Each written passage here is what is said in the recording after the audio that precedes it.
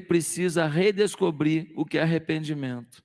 Versículo 5 vai dizer assim: lembre-se de onde caiu, arrependa-se e pratique as obras que praticava no princípio. Se não se arrepender, virei a você e tirarei o seu candelabro do lugar dele. Sabe qual é o problema da nossa igreja hoje? Não existe mais arrependimento, irmãos. As pessoas não se arrependem mais. Uma moça era líder do ministério da minha igreja, viajou para os Estados Unidos com um namorado.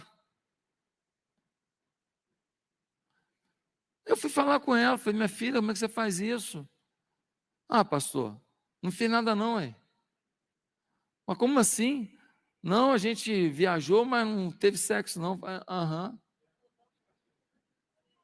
Você viaja, fica no mesmo quarto com seu namorado, não sei quantos dias. Então, pastor, eu sei da minha vida que eu sou nova, não sei que eu sou madura, não sei o que lá. Aí foi tirada do ministério, saiu da nossa igreja, está perambulando, já passou por umas 4 igrejas. As pessoas não querem mais se arrepender. Você chega hoje para uma pessoa e fala para ela: olha, você não pode tratar sua mulher desse jeito não, então não se arrepende. Cara, você não pode falar palavrão não, você é um servo de Deus, você tem que ter uma boca que edifica. Acha normal, porque todo mundo fala palavrão hoje. Nós estamos, o crente hoje que fala essas coisas é quadrado, é conservador. Quando a gente começou a igreja lá na Barra da Tijuca, e eu pregando, nunca joguei fora divorciado, nunca joguei fora drogado, não, a gente está aqui para colher, mas a gente fala: olha, o caminho é esse, para a pessoa não cair no pecado de novo. E falaram o quê? Ah, essa igreja não vinga aqui não. Era isso que era falado na Barra da Tijuca. Aí sempre alguém conta, né? Sempre alguém fala para alguém que não sabe que esse alguém te conhece. Comentário de pastores da Barra da Tijuca, pelo menos uns 2, foi assim. Eu pegava um ônibus e eu trazia com pessoas de uma comunidade pobre, e eles vinham para a igreja, e a igreja numa zona nobre, e vinha aquele ônibus lá da Tijuquinha. Teve pastor que comentou: ah, o Josué fica enchendo o ônibus aí do pessoal lá da favela para poder encher o culto. E a gente conhecida que fala essas porcarias. E não é gente que fala essas drogas, cara. Gente, pois aquele povo pobre é que deu a base de conexão da igreja.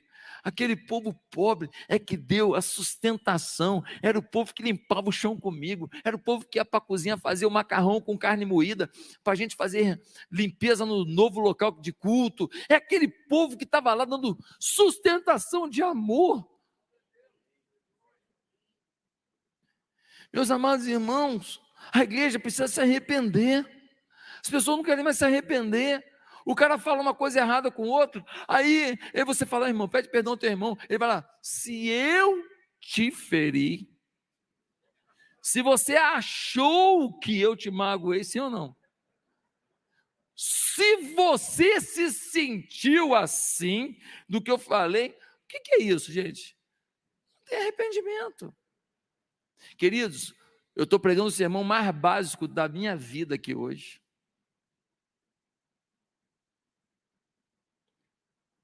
Apocalipse 2, é Deus falando assim: vamos viver o básico. Quando eu era moleque, meu pai pregava de manhã para a igreja, de noite sermão evangelístico. E aí meu pai, Josué Avalão de Oliveira, o original, né? Aqui é a cópia. O original, ele pregava e ele fazia um apelo evangelístico. E todo domingo a mensagem do púlpito à noite era: se arrependa. Quais são as músicas que a gente canta de arrependimento? Fala para mim uma.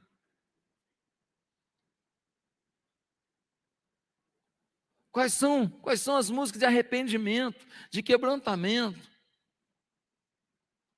Tinha uma música do Vencedores por Cristo: se sofrimentos te causei, Senhor, Se ao meu irmão não demonstrei amor. Falava uma série de coisas. E ele falava no final assim: perdão, Senhor. A gente não canta mais perdão. A gente fala que ele é grandioso, que ele é tremendo, que ele é o Cordeiro, que ele é maravilhoso, que ele vai nos sustentar, que nós vamos prevalecer, que é bom estar com ele, que é bom ter intimidade, mas a gente não se arrepende, não tem como. E eu vou falar uma coisa para você, eu comecei falando da igreja, para falar agora para você, você tem que se arrepender. De quê? Não sei. Pergunta para Deus, pastor. Todos nós carregamos culpa. Eu trago culpa de coisas que eu não fiz, que eu deveria ter feito. Eu trago culpa de coisas que eu fiz que não deveria ter feito. Não estou falando de adultério, não, irmão. Não estou falando de me drogar, não. Não estou falando de nada disso, não, porque eu nunca mexi com esse negócio, não. Nunca adulterei, não. Nada disso, não. Tá? Antes que você pense, sai daqui, pastor, já confessou. O pastor tem uma mente fértil, às vezes, né? Deixa eu ser claro aqui. Eu me arrependo de coisas que eu não ensinei para os meus filhos que eu deveria ter ensinado. De momentos que eu não fiquei com a minha esposa que eu deveria ter ficado. De momentos que eu não botei o joelho no chão com a minha equipe que eu deveria ter me ajoelhado. De momentos que eu fui tão pragmático, eu sou assim. Eu fiz um teste de personalidade, meu dominante é lá em cima, quase um nazista.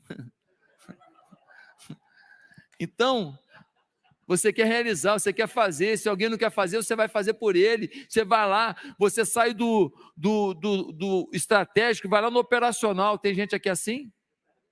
Tem gente aqui assim? Não, aqui não, né? Quase não é assim, né? E você, e tal, e aí você se mata. E quantas vezes a gente orou pouco, porque a gente trabalhou muito, sim ou não?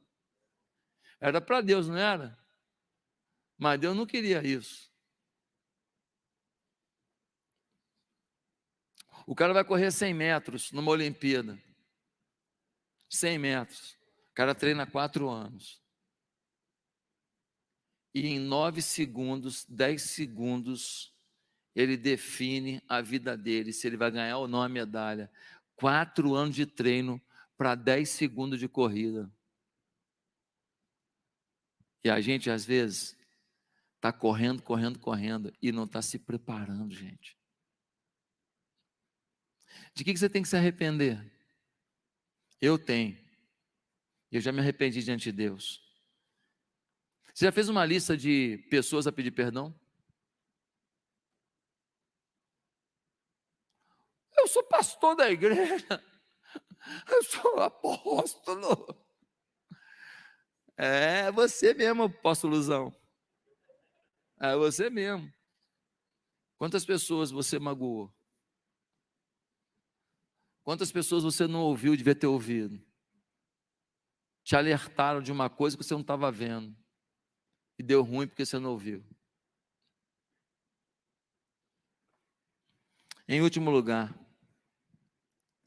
se conseguirmos viver o primeiro amor, não há promessa que não se cumpra sobre a igreja. A última coisa que João diz no texto é, diante disso tudo, se você conseguir viver o primeiro amor, eu restauro tudo na sua vida. É o que diz o versículo 7. Aquele que tem ouvido os outros que o Espírito diz às igrejas, ao vencedor darei o direito de comer da árvore da vida, que está no paraíso de Deus. O que ele está dizendo? Está dizendo, olha, ao que vencer. Mas se eu aceito Cristo, eu já não é suficiente para provar da árvore da vida? Não é isso que a gente prega? Aceitou Jesus, se arrependeu dos seus pecados, você tem a vida eterna, não é isso que a gente prega? Sim ou não? Mas o texto aqui está dizendo um negócio meio forte. Ao vencedor, darei o direito de comer da árvore da vida. E agora? Não basta só receber? Não é pela graça? Mas por que o vencedor? Vou te falar por quê. É porque no contexto que foi escrita a carta aqui, não se tem como ser cristão de verdade sem lutar contra uma perseguição veemente. Ou seja, o martírio é o caminho natural de alguém que ama Cristo. A renúncia, o risco, é o caminho natural do crente. Ao vencedor. Ao vencedor. Ao que se dispõe a enfrentar essa luta. Ao que se dispõe a enfrentar essa perseguição. Ao que se dispõe a enfrentar essas perdas. A esse eu darei da árvore da vida. Tem muita gente achando que veio num culto de domingo, levantou a mão, veio aqui na frente, oraram por ele, entrou para uma célula da igreja, frequenta a igreja, está tudo resolvido. Não é bem assim. Uma pessoa transformada pelo Evangelho, ela é realmente evidência de transformação. E nós estamos pegando as pessoas e enganando as pessoas da igreja às vezes. Porque nós estamos dando para ela uma sensação de que basta estar no meio da igreja para ser alguém vencedor, que vai comer da árvore da vida, do paraíso de Deus. E a Bíblia está dizendo ao vencedor, ou seja, ele tem que ter uma vida vitoriosa. Senão não é evangelho, gente. Eu poderia falar tanta coisa para vocês aqui hoje, tantas estratégias, mas eu vim aqui para a gente resgatar a essência. Se nós não ensinarmos para as pessoas que evangelho é renúncia, se os caras não meterem a mão no arado, sem olhar para trás, eles não vão provar da árvore da vida. O cara está na igreja e continua vendo pornografia, está na igreja e continua mentindo, o cara está na igreja e continua andando com pessoas erradas, o cara está na igreja e continua bebendo, saindo com os amigos para beber, toma 3, 4, 5 garrafas de cerveja, e está lá, e ele está crente que ele está no reino. Não está. Ele não está preocupado com testemunho, não está preocupado com fé, não está preocupado com intimidade com Deus, ele não lê Bíblia, ele não ora. Eu vou para o trabalho escutando louvor todo dia, é o máximo que ele faz, bota lá uma playlist lá bonitinha, e ele vai ouvindo para o trabalho, pronto, aí, abençoa o meu dia, ele acha que ele já fez a oração da vida dele, está tudo certo. Gente, nós temos que levantar o nível, o sarrafo é mais alto, gente, e nós somos aqueles que têm que crer, que nós ainda estamos na mão do Senhor. Ele disse: as estrelas estão na minha mão, a igreja está na minha mão, a sua igreja está na minha mão, você está na minha mão, com todo defeito da sua igreja, da sua vida, você está na minha mão, é só você se dispor, que eu vou derramar graça sobre a tua vida. Eu creio que Deus está trazendo até sofrimento e perseguição. A nossa igreja tem um processo lá, tem um processo. Uma menina fez um acordo com o estelionatário, que estava frequentando a igreja, e frequentava direitinho, tá? Não faltava culto não. O estelionatário,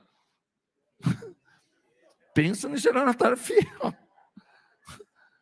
Rapaz, ela chorava no culto, tinha que ver. Estelionatário profissional. Frequentou anos a igreja. O cara abriu uma célula na casa dele. Na casa dele. Fez o curso, tal, frequentava uma célula, abriu uma célula na casa dele. E aí enganou essa menina, depois de anos na igreja, uma oferta ridícula, mas ela foi gananciosa. E aí ela alegou, sabe o quê? Que ela só confiou nele porque ele era líder de célula da igreja. E aí arrolou o nome da igreja no processo. E você sabe de uma coisa? Não tenho certeza se a gente vai ganhar na primeira instância, pelo que já foi feito pelo juiz até aqui. Ele bloqueou 700 mil reais da igreja, sem nem consultar a gente, num acordo entre as partes. Tivemos que suar para liberar o dinheiro. Só liberou o dinheiro porque nós fomos no desembargador acima dele. O desembargador falou: o que a igreja tem a ver com isso? E mandou liberar o dinheiro.